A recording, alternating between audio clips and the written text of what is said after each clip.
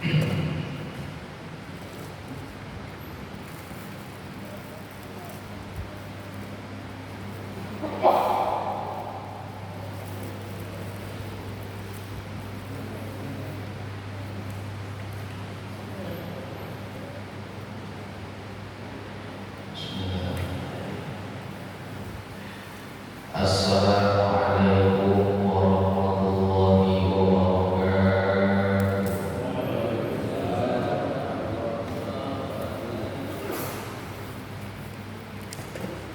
A'udzu billahi minasyaitonir rajim. Bismillahirrahmanirrahim. Ila hadratin Nabi Muhammadin sallallahu Rasulillahi sallallahu alaihi wa alihi wasallam wa azwajihi wa zurriyyatihi wa ahli baitihi ajma'in.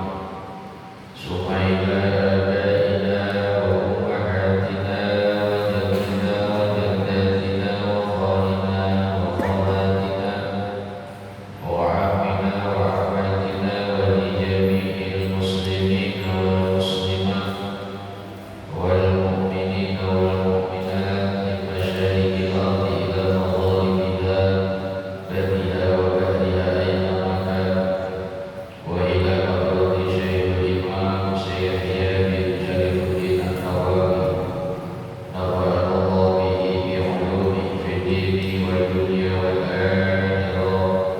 Syekhul Islam lana al-Fatihah.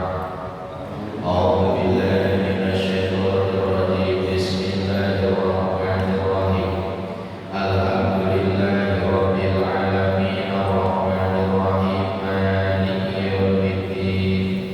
Iyyaka na'budu wa iyyaka nasta'in ihdinas siratal mustaqim. Siratal ladzina an'amta 'alaihim ghairil maghdubi 'alaihim waladdallin. Ighfir lana dzunubana wa liwalidina amin. Bismillahirrahmanirrahim. Alhamdulillahi rabbil alamin wa bihi nasta'in ala umuri dunya waddin. Assalatu wassalamu ala asrofil anbiya'i wal mursalin Sayyidina wa habibina wa syafi'ina wa maulana Muhammadin wa ala alihi wa sahbihi ajma'in, amma ba'du. Faqad qala Allahu ta'ala fil Qur'anil Karim. A'udzu billahi minasyaitonir rajim. Bismillahirrahmanirrahim. Qul bi fadlillahi wa bi rahmatihi wa bi dzalika falyafrahu. Wa qala Nabi sallallahu alaihi wa alihi wasallam, man amila bima ya'lamu 'allamallahu ma lam ya'lam. Sadaqallahul azim wa sadaqa rasuluhun nabiyul habibul karim wa nahnu ala dzalika minasyahidina wasyakirin walhamdulillahi rabbil alamin. Hadratil mukarram, para ulama, para hujjah, para tokoh masyarakat, para asatidz dan tuan guru, jamaah kaum muslimin wal muslimat yang dimuliakan oleh Allah Subhanahu wa taala. Mengucapkan puji syukur alhamdulillah, ni malam kita dikasih sehat, bisa kumpul bermuajahah dalam kajian hadis Arba'in An-Nawawiyah. Al-Hadisul Tasi'u wa Salasuna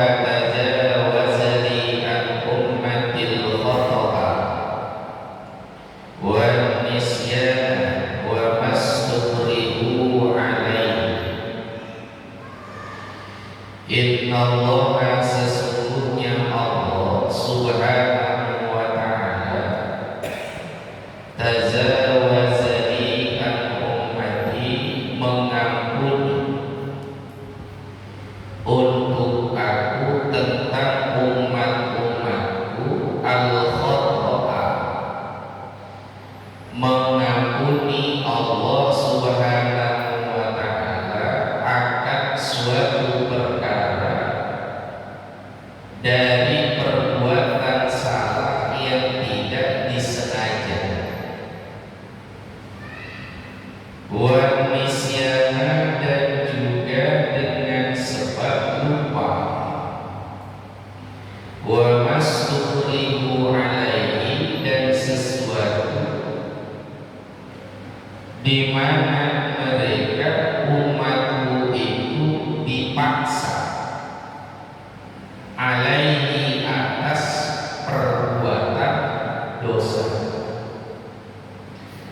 Hadisun hasanun, ini hadis hasan, rawahu Ibnu Majah wal Baihaqi wa ghairuhuma, meriwayatkan pada ini hadis Syekhul Imam Ibnu Majah, Imam Baihaqi, dan juga selain dari keduanya.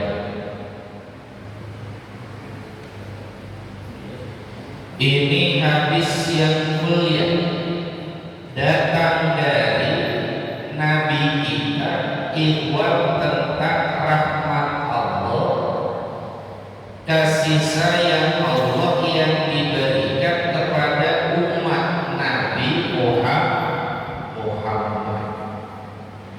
Ya, ada dosa yang hakikatnya tidak terhitung sebagai dosa apabila umat Nabi melakukan kesalahan yang tidak disengaja.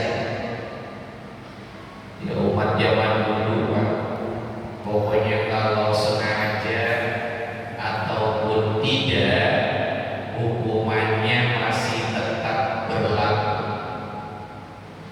Ya, contoh ya Pak ya, zaman dulu umatnya Nabiullah Musa, kalau ada orang berburu hewan, kemudian yang diburu ternyata manusia, hewannya ditembak, dilempar panah, bukan hewan yang terkena panah tapi manusia. Nah, ini kan gak sengaja. Orang inginnya berburu hewan, ternyata yang kena manusia. Ini namanya gak sengaja, salah tembak nyebutnya ya. Maka orang yang kemudian terkena panah mati, meninggal dunia. An-nafsu bin nafsi, walaupun gak sengaja, nyawa tetap bayar dengan nyawa. Itu umat selain Nabi ya, Nabi Musa, umatnya Nabi Ibrahim, umatnya Nabiullah Yusuf, itu hukumnya begitu. Mau salah yang enggak disengaja, kalau ngilangin nyawa ya udah harus bayar dengan nyawa. Tapi karena doa Nabi mohon kepada Allah, Rabbana la tu'akhidna in nasina aw akhtana. Ya Allah, janganlah Engkau menghukum kami in nasina, apabila kami lupa, aw akhtana, atau apabila kami melakukan kesalahan yang tidak disengaja. Jangan hukum kami ya Allah. Ya, saking Allah demen sama Nabi, Allah itu mengijabah. Apa sih yang akan dikasih? Wahai kekasih Muhammad bin Abdillah, sang Rasul yang mulia,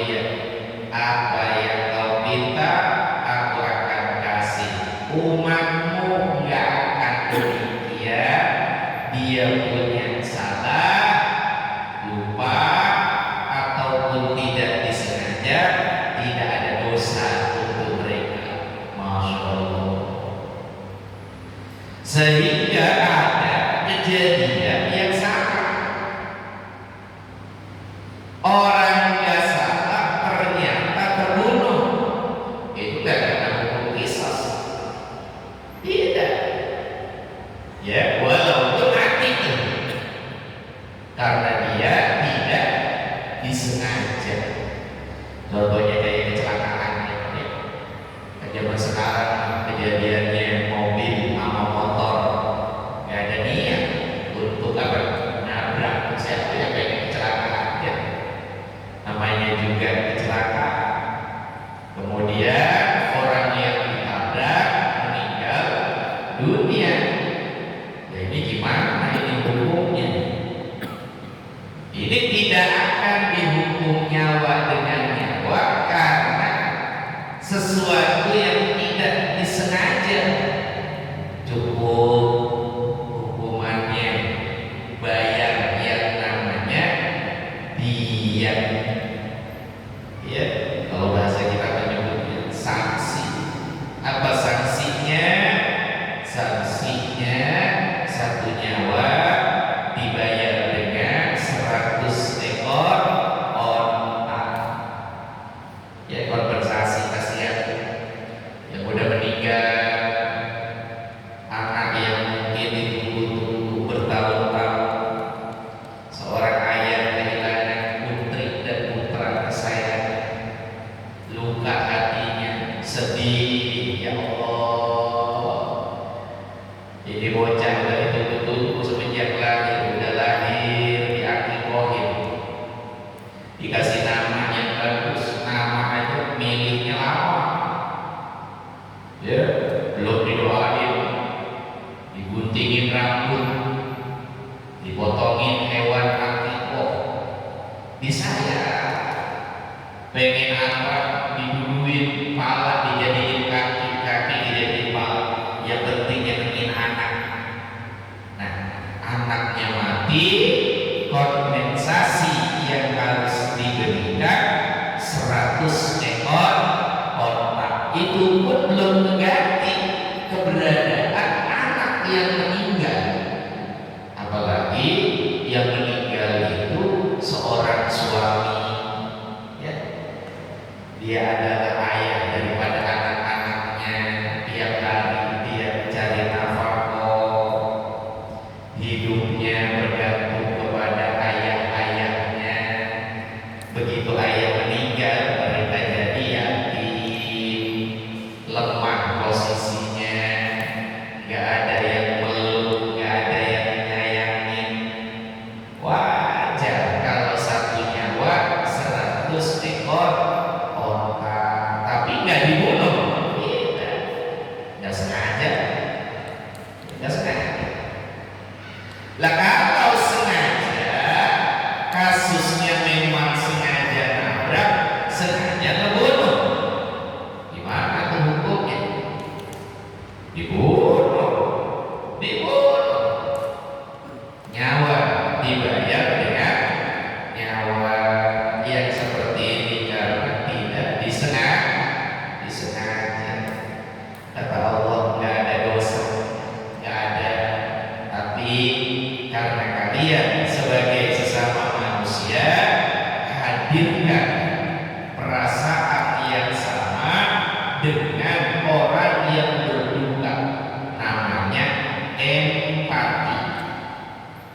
Nah, jangan asik sendiri ya, hidup di rumah, berumah tangga, jangan asik sendiri sama dunianya.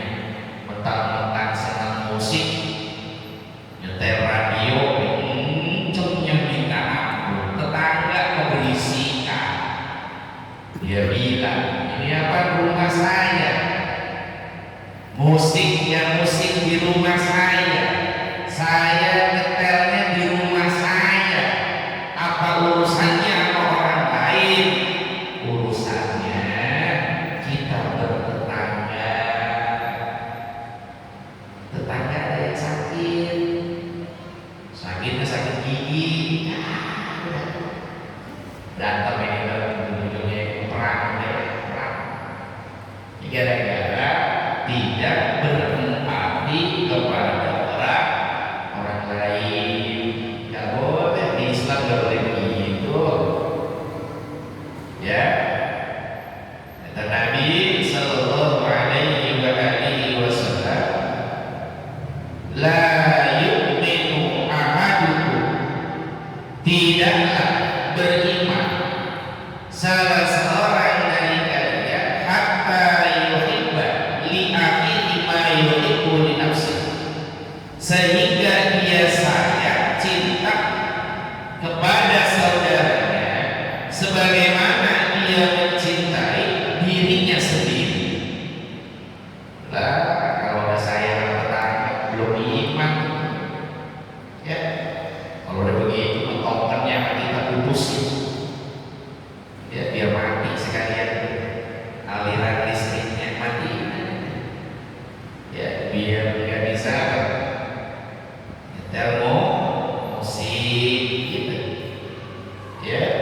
Kasih tuh apa namanya, earphone, pasang yang gede, kalau perlu sewain sound system yang 2 juta, pasangin nih, dengerin musik terserah berapa jam, nggak apa-apa, nggak mengganggu orang begitu ya. Karena kita hidup masing-masing dengan sesama manusia, nggak boleh. Contoh lain ya, dulu ada sahabat Nabi namanya Muawiyah bin Abu Sufyan. Sholat beliau mendapati di sampingnya ada seseorang yang bersin. Nah ini kan sunnahnya kalau ada yang bersin berdoa ya Allah. Begitu beliau baca ini doa ya Allah, ternyata sahabat Nabi yang di sebelahnya ngelirik, dipelototin gitu, seolah-olah menunjukkan ketidaksetujuan Muawiyah mengucapkan ini kalimat ya Allah. Kata Muawiyah itu dipelototin. Berarti saya salah ini ya, modal daripada mati dan mati. Mana Nabi ada di samping kita, beliau yang jadi imam. Dengar kali ya ngomong ya Allah ya, waduh repot ini, aduh Gusti. Beliau berkata, sungguh tidak ada guru yang paling lembut layaknya kelembutan yang ditontonkan oleh baginda Rasul. Beliau tidak marah kepadaku, tidak. Beliau tidak mencaci maki, beliau tidak menghina.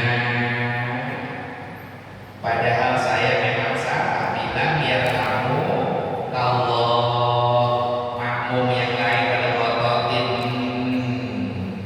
ya Allah hati saya deg-deg dipelototin. Dipelototin doang ya, rasanya di sini deg-deg gitu. Melotot doang, coba ya Bapak melotot sama yang sebelahnya, coba ya. Jelek banget kelihatannya, itu bikin orang ketakutan. Bapak melotot jangan melotot dah, diem aja, diajak ngomong diem aja, nggak usah melotot, nggak usah, diem aja. Itu pasti orang rumah merasa ya Allah dicuekin, sedih amat, nangis saja tuh di kamar. Laki gua kagak sayang sama gua ya, salah apa ini kita ya, itu baru didiemin, apalagi dipelototin.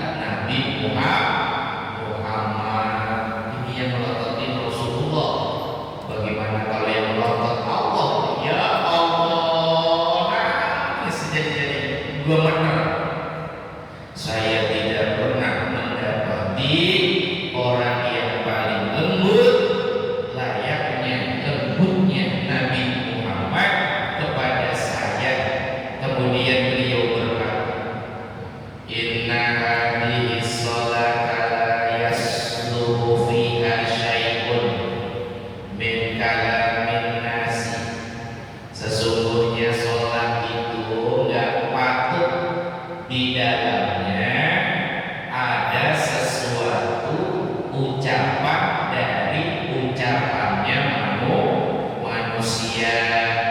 Jangan kalau lagi sholat, kata Nabi, ini ucapan antara seorang hamba dengan Allah. Ya, innama hiya takbir. Sholat itu isinya ya takbir, mengagungkan Allah, tasbih, mengesahkan Allah. Makanya di sholat ada Allahu Akbar, itu namanya takbir. Ada tasbih, namanya subhanallah. Wa qiraatul Quran, di sholat itu yang boleh baca Quran. Ad-du'a, hadirkan kalimat doa langsung kepada Allah, jangan ngomong sama manusia.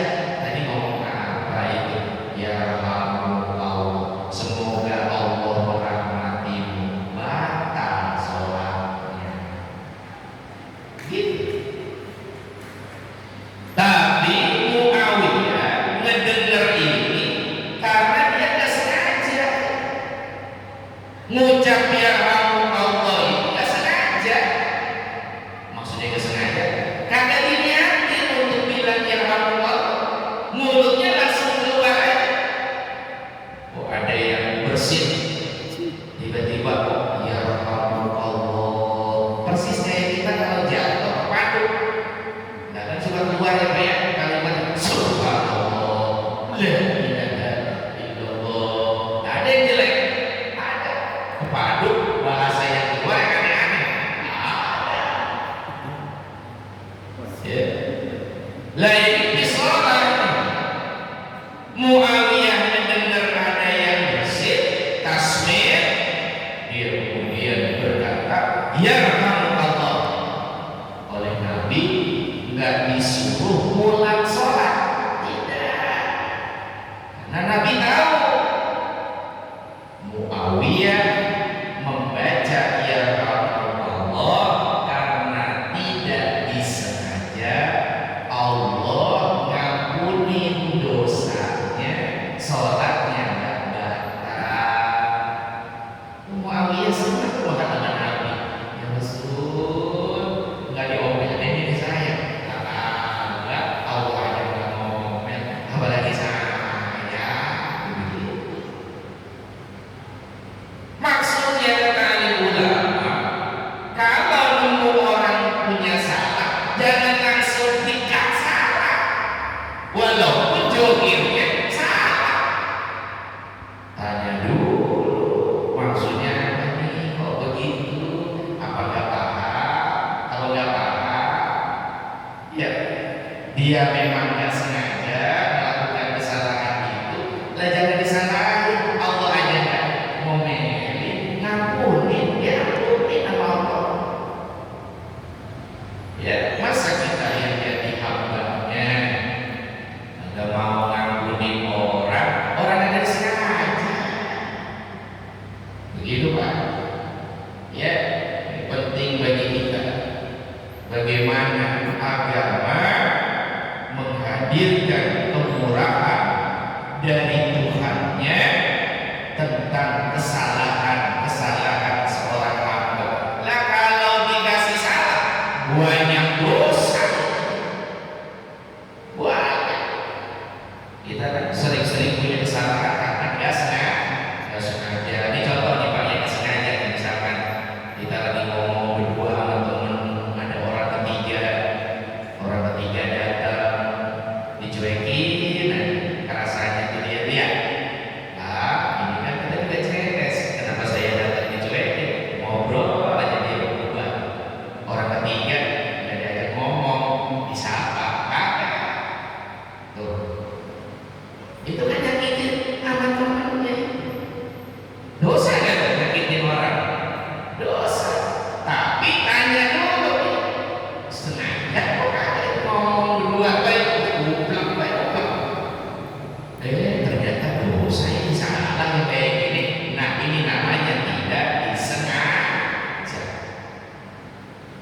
Paham ya Pak ya? Ya nggak sengaja. Namanya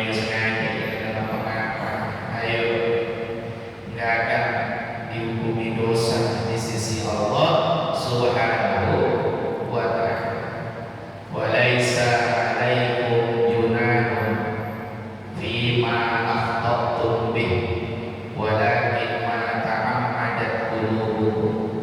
Tidaklah ada dosa bagi kalian di dalam sebuah perkara, perbuatan yang tidak kalian sengaja, akan tetapi apa yang disengaja jadilah dia dosa dengan asbab yang ada di dalam hati-hati kalian.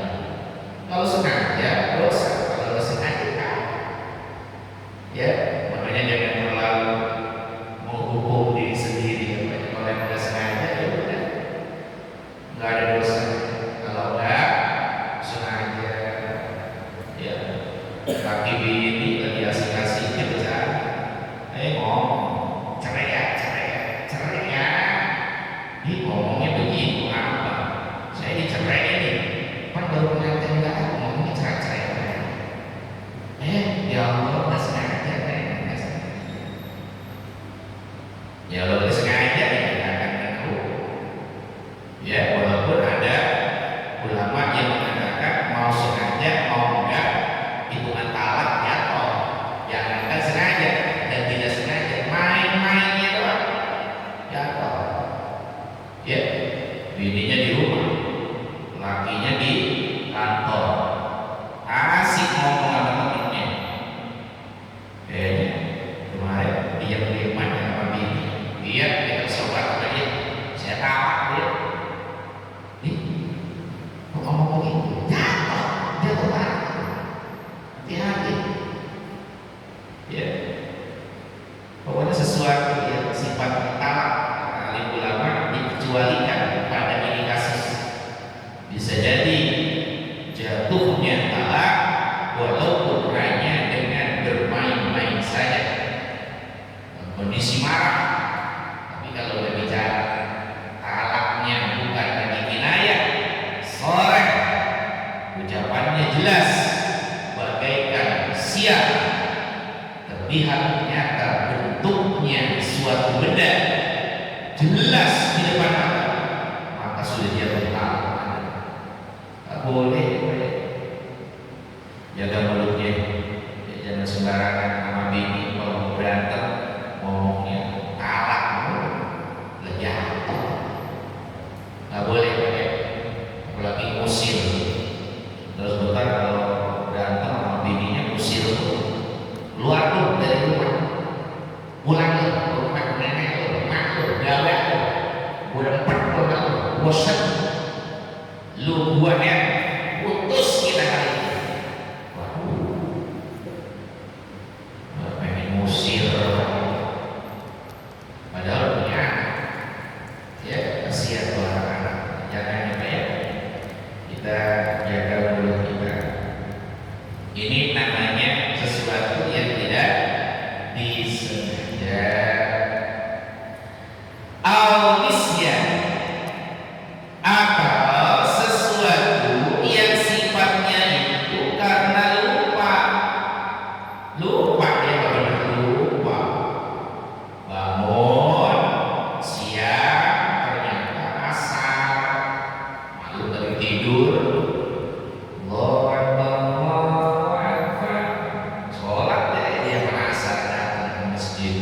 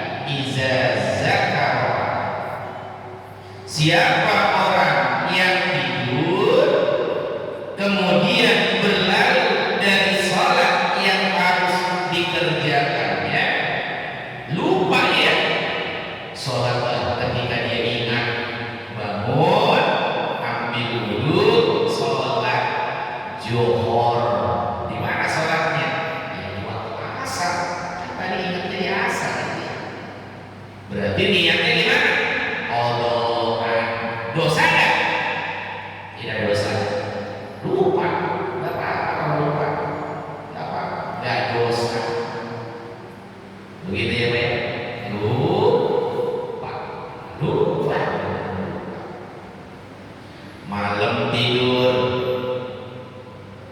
tidurnya di kamar. Adik ipar datang kalau bilang gitu. Ya, bibi kita ternyata lagi keluar, gak ujung-ujung kita capek pulang gawe pulang kerja masuk kamar kolong. Ya, ada ipar lagi tidur pisah di situ. Lah kita menurut bantal yang biasa bantal hidup dipeluk itu kita.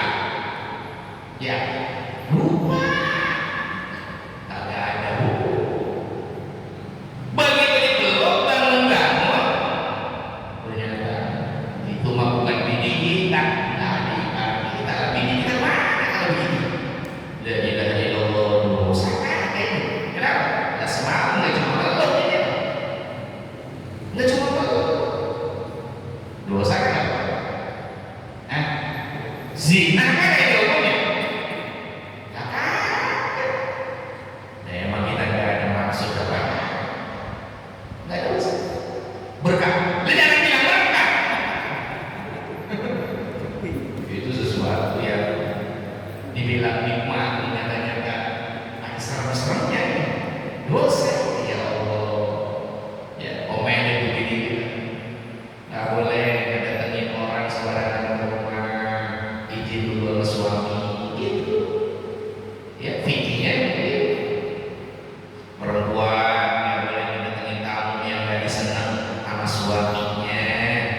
Harus ada izin. Nanti kejadiannya begitu banyak kejadian kayak gitu kan. Ya kalau seandainya emang lupa, ya nggak apa-apa. Lupa. Ya Allah. Begitu Pak. Nggak apa-apa, namanya lupa. Ada kasus lagi nih, kasus Ramadan. Maghrib adalah waktu di mana bolehnya seseorang berbuka. Nah, dulu di zaman Nabi ada sahabat Asma binti Abu Bakar, berarti saudara daripada Sayyidatina Aisyah radhiyallahu anha. Ini beliau cerita, di zaman kami ada laki-laki, dia kayaknya habis istirahat siang-siang, itu karena panas ruangan bangun, ternyata makan kolak, gitu, kurma. Ya, habis jawab saya serentetan nih, sebelah tangan nih. Kalau satu batang udah disebut kurma, habis itu. Karena seseorang menyangka ini udah maghrib. Kenapa? Awalnya mendung gula, di sana udah maghrib. Bangun tidur, dia langsung makan. Oh, malah subuh, bagaimana malah di sini kantorku dihormati kayak orang ini, undang orang pada makan. Ayo, buka puasa. Kata orang-orang ini, sarap ini orang edan nih. Ya, maghrib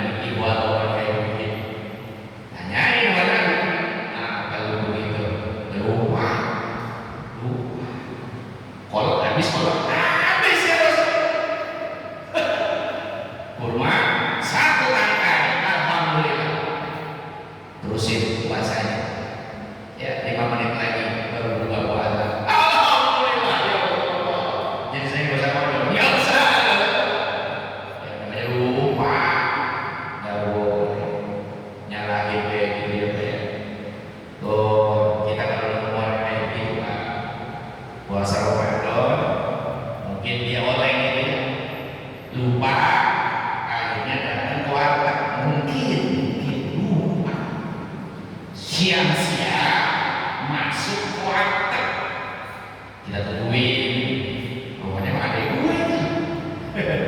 Masuk warteg siang-siang mau makan. Dan jangan bilang dulu dia makan sengaja, tanya dulu, lu kalau puasa lu ngapa bang? Nah ini Ramadan, siang-siang masuk warteg baik, ya angkat kaki, es goyang udah habis 3 gelas sama dia. Gimana itu? Ya Allah, lupa saya lupa. Nah, berarti terus puasa. Begitu. Ya, nah, dia mau begitu tiap hari Ustaz. Orang rasa kaki begitu lupa dari mana. Ya, berarti dia punya penyakit amnesia. Ya, punya penyakit amnesia. Ya hitungannya yang karena dosa. Kenapa? Namanya juga lupa. Persis kejadiannya ashabul kahfi, ya Pak ya, ditidurin, tidurnya dari masa hari 300 tahun, ada yang bilang 350 tahun, bangun-bangun semuanya udah pada rusak, kudanya pada mati, ya. Jadi kita di mana? Berapa lama tidur? Kayaknya seharian ini kita tidur. Lapar bang, udah beli punya duit kan? Punya. Anjing hidup anjing ada, kitmil masih ada. Makanya mikirnya, paling baru tidur seharian, orang si anjing masih hidup seharian, capek. Begitu datang beli yang namanya roti, penjualnya kaget. Nah, ini duit kuno, duit ini dilarang untuk diperjualbelikan. Siapa yang mengeluarkan uang ini ditangkap nih sama kerajaan. Tuhan dapat dari mana? Ah, duit saya dapat dari mana? Benar Tuhan? Iya. Sama siapa Tuhan? Sama berapa orang? Kasih tahu. Ini anjing lah, iya anjing saya. Kitmir, iya kitmir. Jualan dia kan ini asbabul kahfi. Lah benar. Diinterogasi. Ternyata tidur 350 tahun. Masya Allah. Ya dosa kan?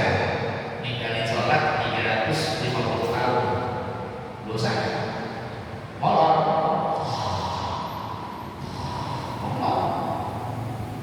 Makanya jangan heran.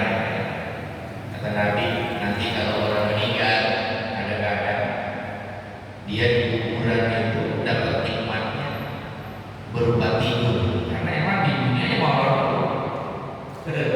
Orang yang sudah tidur nanti dapat nikmat di kuburan tidur, ya molor, bangun-bangun kiamat, kaget gitu, bangun, mana bidadarinya, teman di dalam kuburan, nikmat kuburan, lu mah kagak dapat, molor aja di dunia. Makanya di kuburan ini molor itu bangun-bangun kiamat. Ini udah kiamat. Ini kan berapa lama saya tidur lah? Bermiliar-miliar tahun. Perasaan bersehari ya. Sehari apa? Kebluk. Molor lah. Ada yang gitu.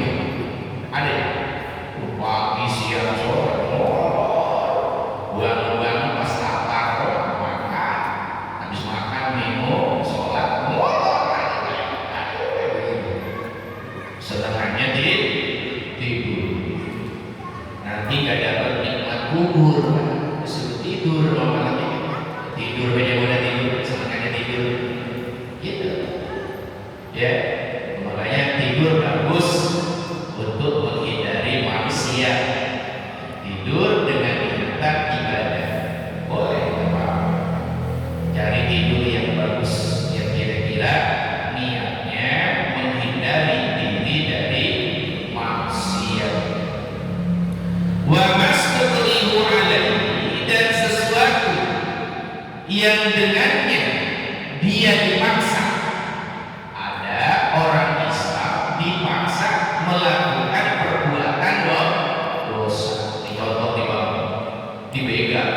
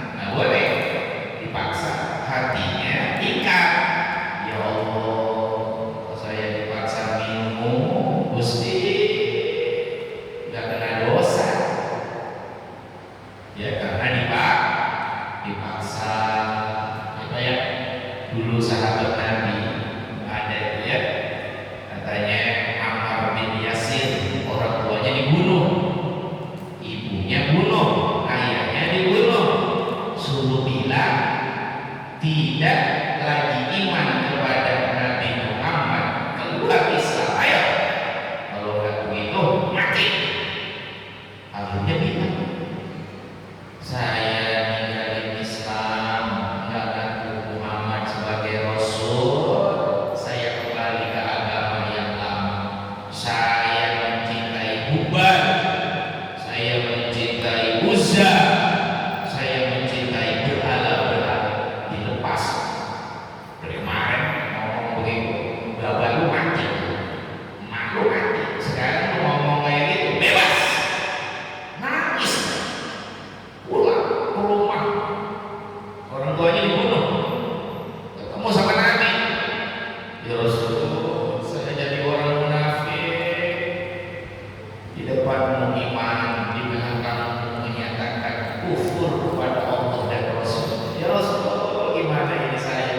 Nasib saya nanti di akhirat gimana ini ya Rasul? Gimana? Kata Nabi, jangan begitu. Kamu mah dipaksa. Kalau dipaksa artinya terpaksa. Menyelamatkan imanmu dengan sebab dipaksa, engkau menyatakan murtad, keluar dari Islam. Apa-apa, Allah nggak bakal mau mengalir. Sekarang aku tanya, masihkah imanmu kepada Allah? Masih ya Rasulullah. Good job. Bagus. Apa-apa. Ya. Terusan kalau dipaksa zina gimana? Jangan dipaksa zina. Beda sama dipaksa ninggalin is. Gimana kalau dipaksa membunuh? Dipaksa membunuh. Bunuh dia. Bunuh. Kalau kamu nggak membunuh, kamu saya bunuh. Bingung kita ya. Waduh. Kalau saya membunuh, nyatanya ngilangin nyawa orang. Kalau saya ngilangin nyawa orang, saya akan dikisos. Nyawa bayar nyawa. Oh, hari ini saya selamat, tapi saya harus dibayar nyawa ini gimana? Saya nggak mau. Silakan kau bunuh aku sekalian. Gitu. Ya, bedain. Zina juga gitu. Asik zina nggak mau. Oke coy. Lu udah punya bini. Zina. Kalau orang yang udah punya bini dirajam sampai mati, itu hukumannya. Lo jangan mau. Oh enggak, walaupun dipaksa bagaimanapun saya nggak mau berzina. Berarti saya bertahan dengan iman Islam saya. Kagak bakal saya mau untuk berzina. Begitu. Ya bedain, Pak, bedain. Nanti jangan semuanya disebut, ah ini mah terpaksa, apa ini alhamdulillah. Lalu malah alhamdulillah ya. Gak boleh. Gitu ya Pak ya. Nah, ini perlu bagi kita untuk memahami bahwa syariat agama kita begitu mudahnya diberikan oleh Allah dengan keringanan-keringanan. Yuridu bikumul yusra wa la yuridu bikumul usra. Allah menginginkan kemudahan untuk kalian dan tidak pernah menginginkan kesulitan pada diri kalian sebagai hamba Allah Subhanahu wa ta'ala.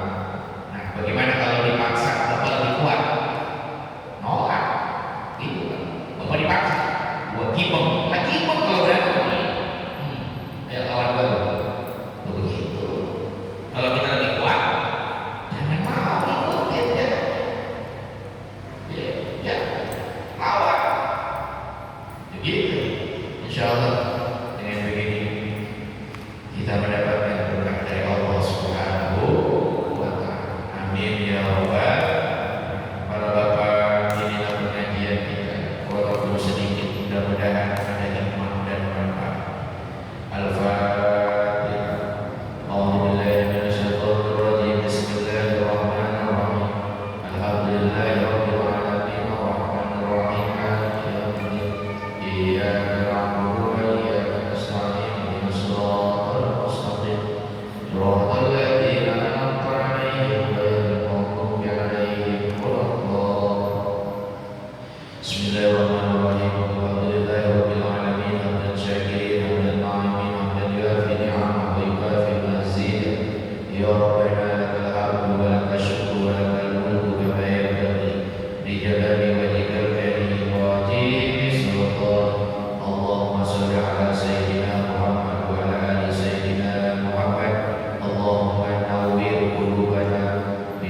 hidayah